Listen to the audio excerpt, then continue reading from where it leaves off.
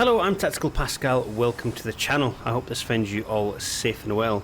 This video is on head tracking versus VR in DCS World. Now, a lot of new players and old players ask whether or not they should have head tracking or VR for the setup. In an effort to cover what the pros and cons are of each of those systems, I've created this video to try and help you make a more informed decision. As always, don't forget to hit that like and subscribe button. That's going to help the channel to grow, and then I can create more content for you wonderful people. So, let's get cracking. I've had VR for quite a few years now, and I've had Track IR for going on 7 years. In that time, I've played thousands of hours of DCS or other flight sims, or just games that require head tracking in general.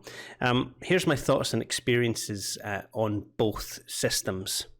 Initial setup. Now, depending on the system you have, it depends on how difficult it is to install. Track IR, for example, is plug and play, but getting that profile set up to something usable can take some time.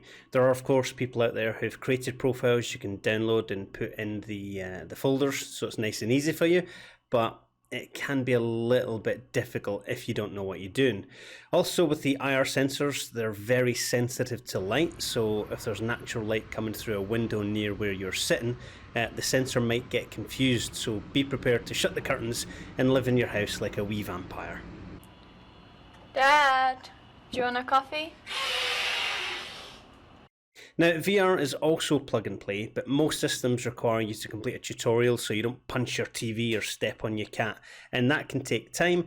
And there's also the disadvantage that some systems require lighthouse tracking, which means you've got all these little wires and everything dangled around your PC like a nest of vipers. You can, of course, have a VR system that doesn't have lighthouse tracking. It's entirely wireless, essentially, and that's the Oculus Quest 2. Unfortunately for some, the thought of having a Facebook account is too much. Let's talk about comfort. Now, head tracking normally clips onto your headset, and you've got a little sensor that will sit on top of your monitor. And sometimes that wire that comes down from the headset can get annoying. It can tie up against your joystick or just get wrapped in your arm, but that can be easily managed with like Velcro tie wraps or something like that. VR, on the other hand, unless you find the sweet spot, can on occasion be quite uncomfortable. I've got the Elite strap from a Quest 2, and although it's better than the original strap it came with, it still takes some adjustment. It's also very, very hot after a while. Now, I live in a hot country, and I have the pleasure of having aircon blown on me whenever I'm playing a game. But if you live somewhere where it's cold for most of the year, like Scotland, you'll be fine, unless in the summer for that 1 week of the year when it's hotter than the surface of Venus and you've got no aircon and you're just a sweaty little mess trying to play your games. In all the years that I've been playing games and flying, the immersion is the biggest thing that I want to feel. Now, head tracking allows you to fly better than without head tracking. It's just because you've got a greater level of situation awareness. However, you're still sat in front of your PC, albeit without a massive bit of plastic on top of your face.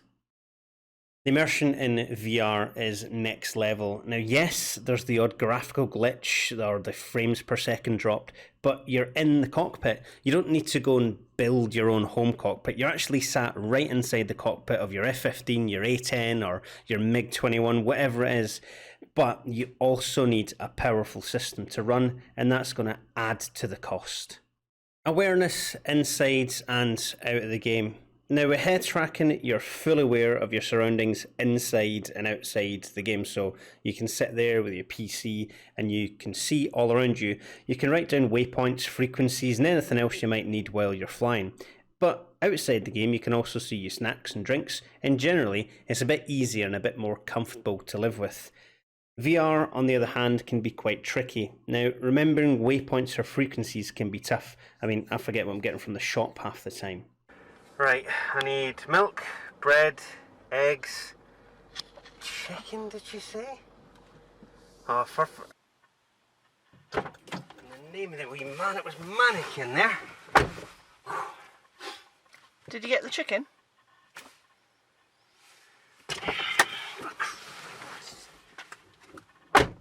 Snacking on long sessions is fine, but drinking without a straw is a somewhat challenging experience, and I'm not going to lie, I've lost count how many times I've waterboarded myself playing in VR, because you tip your head back that little bit too much and soon enough you're coughing and spluttering all over your expensive computer with water. Not very good. Let's talk about fear. Now, using head tracking, it feels safe because you're sat in front of your PC, you don't actually feel in danger at any point.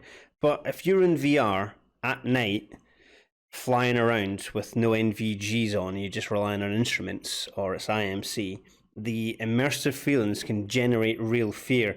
I mean, if you're bombing around low level and Betty just goes, pull up, you're gonna have a little bit of a butt clenching moment. And of course, there's real world fears. Now, in VR, you're cocooned inside your virtual environment, and any noise or outside influence can be quite distracting. I mean, there's few things scarier than your dog licking you or jumping on you when you don't know it's there.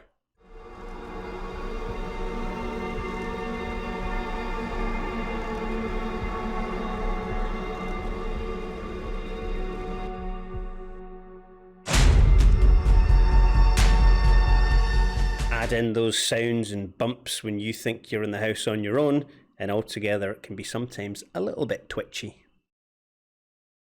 Now let's talk about flying. Now, head tracking does provide high quality graphics with little to no stutter.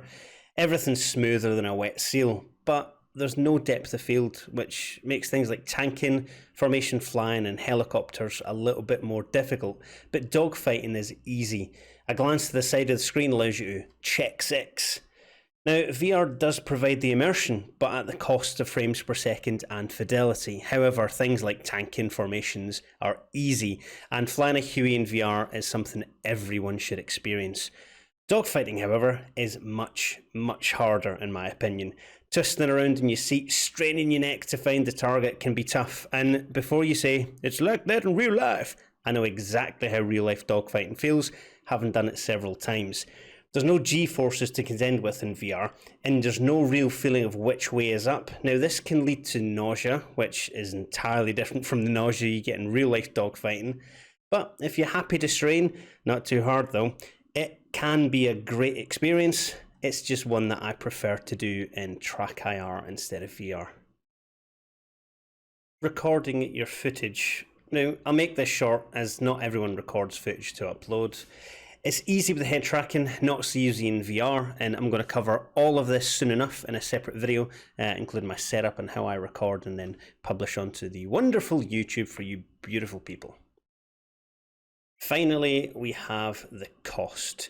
Now, if you have an average system, you're going to enjoy head tracking, but if you want to experience the best from VR, you're going to need to shell out thousands for the right setup. Now, VR headsets have came down in price, but the graphics card required to run them to a good level have not. They still cost loads, and getting a hold of one is like finding golden unicorn hair.